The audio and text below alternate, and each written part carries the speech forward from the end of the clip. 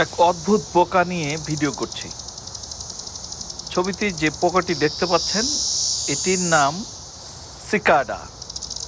17 বছর মাটির নিচে ঘুমিয়ে থাকে এরা। কি অদ্ভুত, তাই না? একটি জীবন নিয়ে ভাবলে 17 বছর ডিম থেকে বাচ্চা হয়ে 17 বছরের মধ্যে সাথে সাথে কয়েক মাসের মধ্যে 2-1 মাসের মধ্যে বাচ্চা ফুটে যায়। সেটি 17 বছর মাটির তলে ঘুমিয়ে থাকে এরা।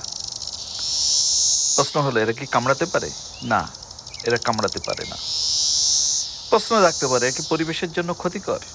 না, এটা পরিবেশের জন্য ক্ষতিকর নয়, বরং মাটির নিচে যে ক্ষতিকর উপাদানগুলো রয়েছে সেগুলো এরা খেয়ে ফেলে, ধ্বংস করে। এরা মানুষের পরিবেশের ভারসাম্য রক্ষা করে। সৃষ্টির রহস্য নিয়ে ভাবলে অবাক হতে হয়। এরকম একটি পোকা, যে শব্দগুলো, ঝিঝি পোকা যে শব্দ শুনতে পাচ্ছেন, কান শা শা শা শা করছে।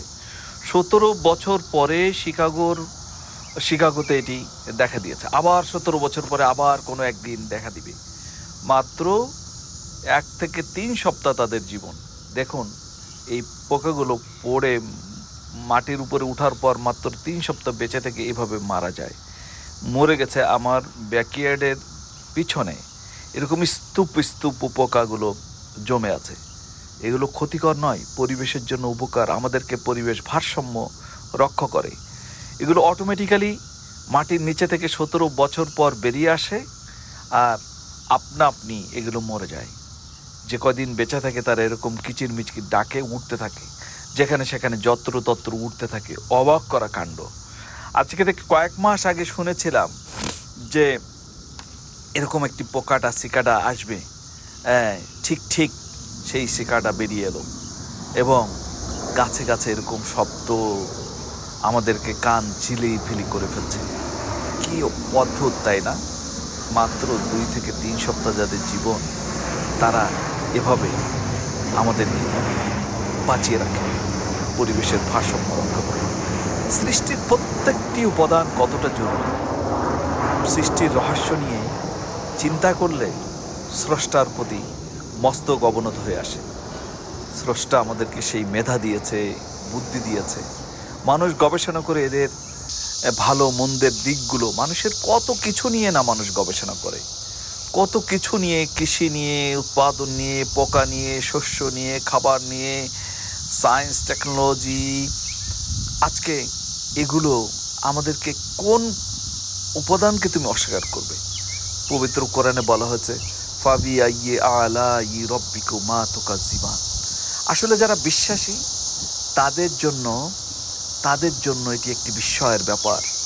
17 বছর, আমি তো কখনো ভাবিও নাই, অবাক ছিলাম যখন প্রথম শুনেছিলাম যে 17 বছর মাটির নিচে লুকিয়ে থাকে। মাটি খুঁড়তে যেদিন এই চেরি গাছটা দেখছেন, এই চেরি গাছের ডালে এখানে এই পোকাগুলো এসছে। যেদিন চেরি গাছটি লাগাচ্ছিলাম, মাটির নিচে এরকম কিছু কিছু পোকা আমি দেখেছিলাম, কিন্তু এতটা ডানা তখন ওঠেনি।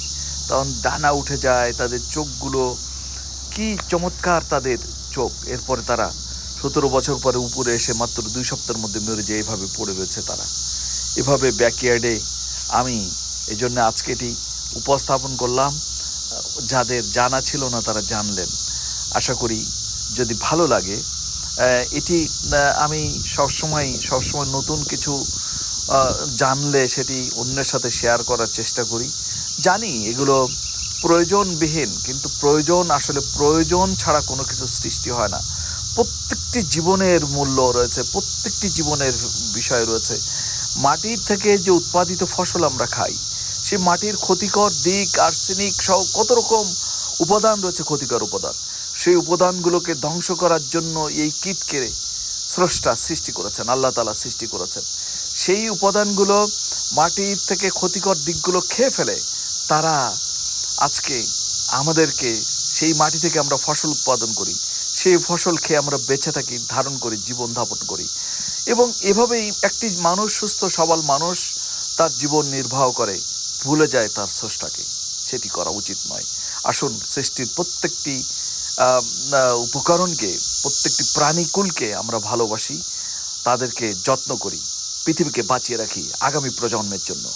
আমাদেরকে ধ্বংসের হাত থেকে, আজকে প্রকৃতির দুর্যোগের হাত থেকে আমাদেরকে বাঁচা দরকার। আমাদের গাছ লাগানো প্রয়োজন। আমাদেরকে নিঃসন্দেহে এই পৃথিবীকে বাসযোগ্য করার জন্য করে রেখে যাওয়া আমাদের দায়িত্ব। আমরা কেউই আজীবন বেঁচে থাকবো না। এই পোকাটি যেমন 2 সপ্তাহের মধ্যে মারা গেছে, আমরা কখন মৃত্যুবরণ করব কেউ জানি না। আসুন ভালোবাসি প্রকৃতিকে, নিজেরা বাঁচিয়ে রাখি এই সুন্দর প্রকৃতি, ভালোবাসি প্রকৃতিকে, সবুজে বেঁচে থাকি, গাছ লাগাই এবং জীবনকে সুন্দরভাবে অতিবাহিত করি। ভালো থাকুন সবাই, সুন্দর থাকুন, যে যেখানে থাকুন। খোদা হাফেজ। আসসালামু আলাইকুম রহমতুল্লাহ। এটিই ছিল আজকে সিকাডো নিয়ে আমার বক্তব্য। ভালো থাকবেন। ভিডিওটি ভালো লাগলে শেয়ার করবেন, অন্যকে জানার সুযোগ করে দিবেন। সকলকে ধন্যবাদ জানিয়ে এতক্ষণ দেখার জন্য আজকে বিদায় নিচ্ছি। মঞ্জুরুল ইসলাম, শিকাগো থেকে।